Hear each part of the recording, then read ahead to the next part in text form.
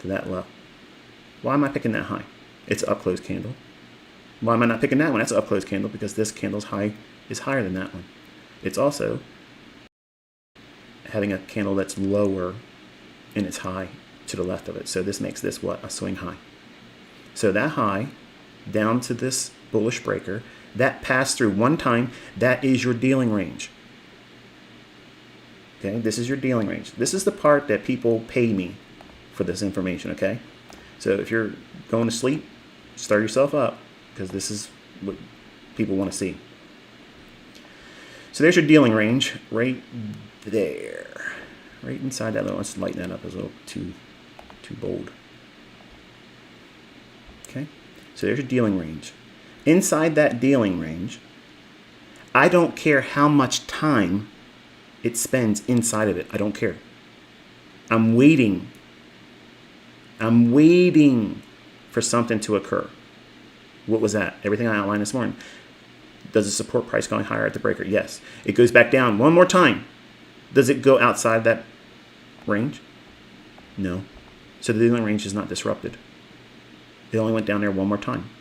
But inside that range, with all these candles, I am not worrying about this. Okay, I'm not impatient. You heard me. I'm waiting for what? I'm waiting for the movement above that fair value gap. Inside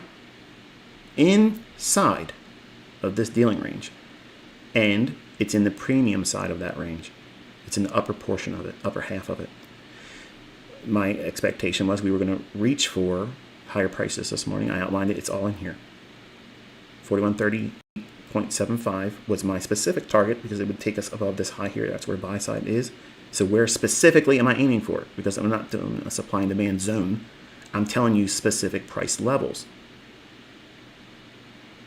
I'm going to submit to time while it's doing all this chopping around until it does what I want to see it do. Right back to that fair value gap. Once it trades above that and takes out these highs, go back and watch the recording because that's when I transition down to a 1 minute chart.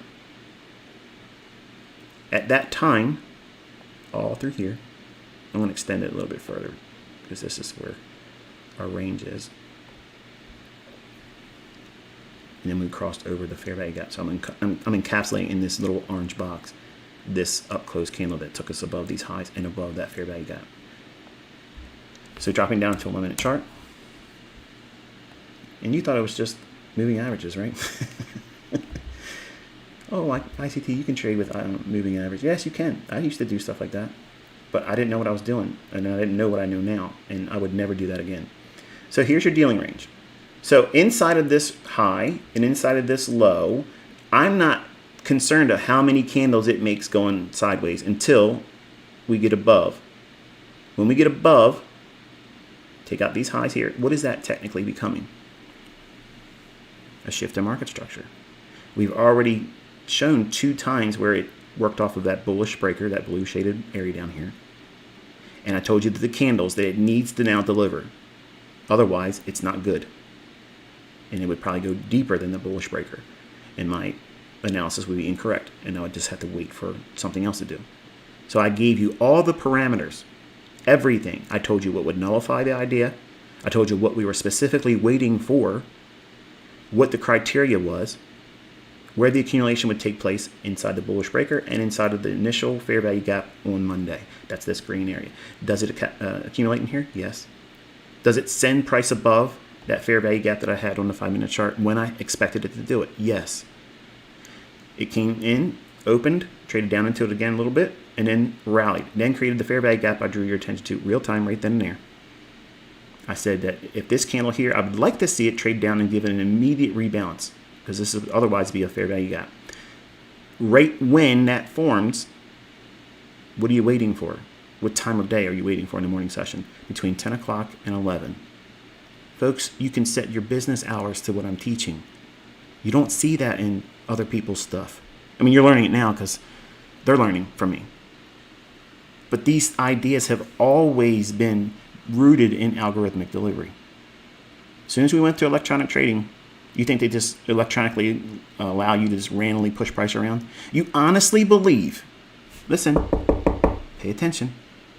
You believe that they're going to allow us, the collective, to muscle these markets into a crashing scenario? You really think that's going to happen? No way. No way. That's a religion if you believe that. I'm not religious. You're looking at control. It's always controlled. And that should not be fearful. You shouldn't be fearful of it either. You shouldn't be fighting against it, saying it doesn't exist. You just accept the fact that it's there. And it's advantageous for you to identify it as such. Because once you subscribe to that view, which is the truth, it removes all the things that you wrestle with as a trader. I'm impatient. I don't know what I'm looking for. When will these trades form? What does it look like? How often is it profitable? Where can I place my stop loss? Where's my targets at? All of those answers are given to you if you just listen to me. But you're worried about when it's going to stop working. But ICT, you got so many students now. It's going to stop working. I guarantee you it won't. I bet you $1 million it won't. It'll still be working when I'm gone. So why are you wasting time? Just learn it. You're seeing that it works. You see students that are making money with it, not chump change money. So in between 10 o'clock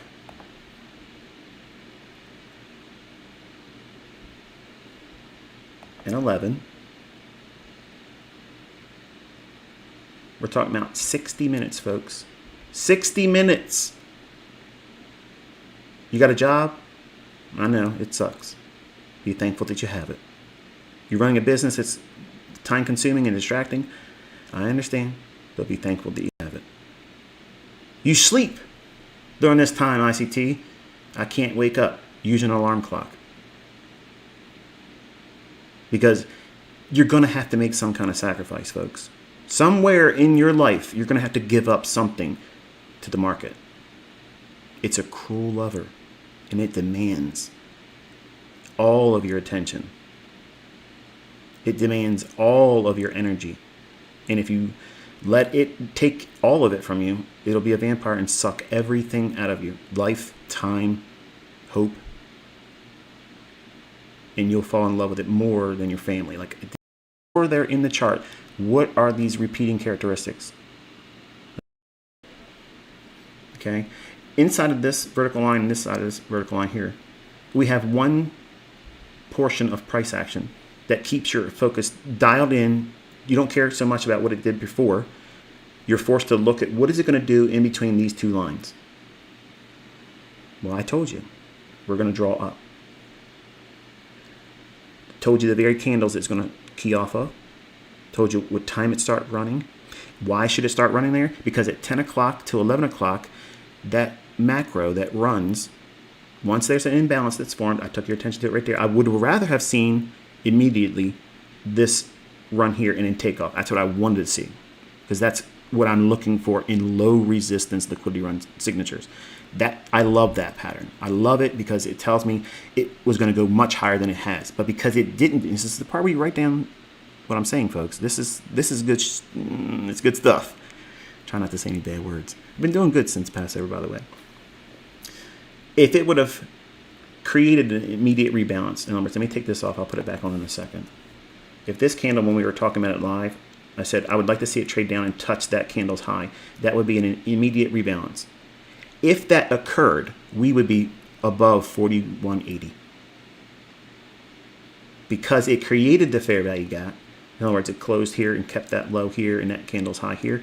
That started the fair value gap. Then it becomes a simple silver bullet trade. Then you got to revert back to just, okay, where was your targets? And there it is. And be done and be content with that for the morning session. I'll teach you more about immediate rebalance and how the effects of seeing those form and how it supercharges price action runs. Right now, I'm just putting it out there because that way you have a section in your notebook where you have now been introduced to it, even though I talked about it in the lessons. You got to do it the way ICT teaches it. And we have one here. This is all balanced. So there's no need for it to go back down there. See, that's the part you don't know. And that's why you shouldn't be trying to teach my stuff. Fair value gap, silver bullet. So it's warning it out. It's telegraphing it to you.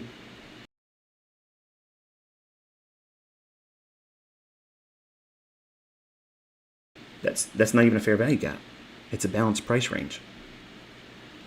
We have a fair value gap here, and we have one here. This is all balanced. So there's no need for it to go back down there. See, that's the part you don't know. And that's why you shouldn't be trying to teach my stuff. Fair value gap, silver bullet.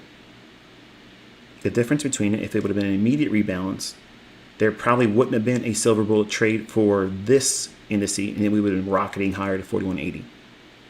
But because we had a fair value gap formed traditionally, then it's just retrade down to it perfectly to this candle's high, to the tick, here, here, and off to the races it goes. So narrative is the most important thing, not market structure. Okay, market structure, you hear people, your trading requires, in essence, your understanding